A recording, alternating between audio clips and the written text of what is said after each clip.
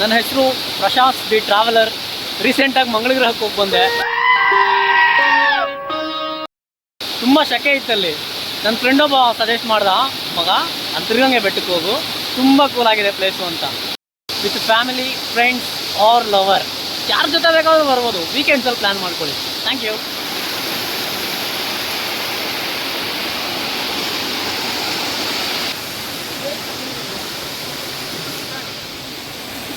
For more videos, please do like, share.